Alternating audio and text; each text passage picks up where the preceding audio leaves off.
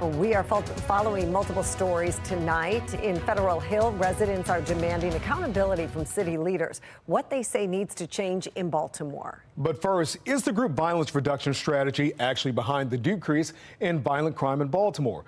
We talk with City State's Attorney Ivan Bates about his efforts and the mayor's GVRS plan. Thank you for joining us. I'm Kai Jackson. And I'm Mary Bubala. As the mayor touts GVRS, others credit State's Attorney Ivan Bates and his partnership with U.S. Attorney Eric Barron. We have team coverage on this story tonight. Let's start with Fox 45's Maxine Stryker. She spoke with Bates, asking him what's really driving down violent crime in the city. Maxine? Well, Mary and Kai, Bates and many others we have spoke with about this topic point to a strong relationship between Bates' office and the U.S. Attorney for Maryland, Eric Barron. But what role does Mayor Scott's holistic crime plan and GVRS play in the crime-fighting strategy?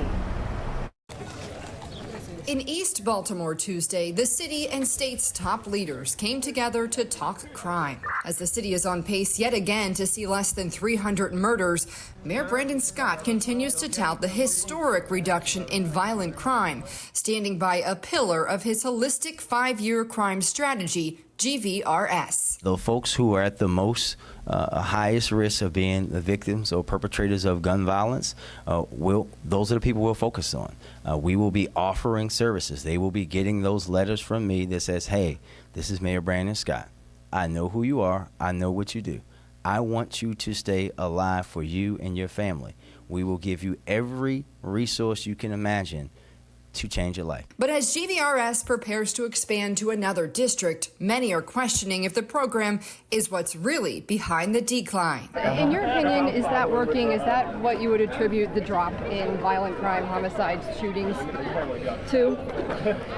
Well, this is what I'll say. I think GVRS is a good program, but when I look at, I've been doing this for 30 years, more or less, in the criminal side as a prosecutor and defense attorney. And what I can tell you, what the data shows, is that it's a small select group of individuals that are trigger pullers. They're the ones causing the violence, the crime, the murders. And what I also do know is that my office put a lot of trigger pullers in jail. Baltimore City State's Attorney Ivan Bates not pointing directly to GVRS, but instead his office's no-nonsense take on crime, a change in mentality from the previous administration. So is there a real correlation to my office coming in, putting trigger pullers in jail, and you see the dramatic drop?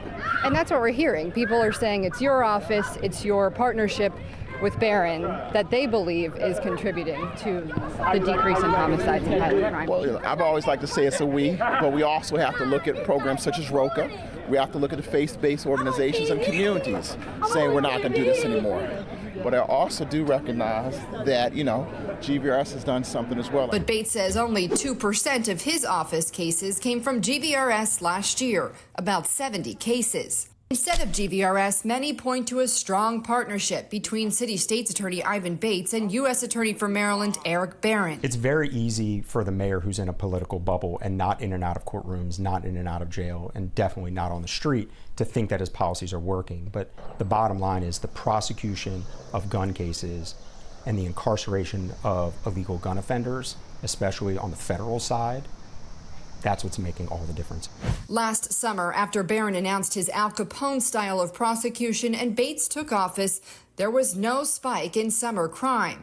We asked Governor Wes Moore if he believes the two leaders are playing a role in the decline. Sorry, it's crucial. You do not get the kind of numbers and the kind of reductions that we have seen without a proper relationship with City Hall, with the state's attorney. And as we head into the summer, everyone is hoping the reductions continue on. Now, we also spoke with Bates about the citation docket and the future of that. We'll have that coming up at 5. But live for now in Baltimore, Maxine Stryker, Fox 45 News. I'm Kai Jackson. Thank you for watching. Here's another video to watch. Also, please take a moment to subscribe to our channel.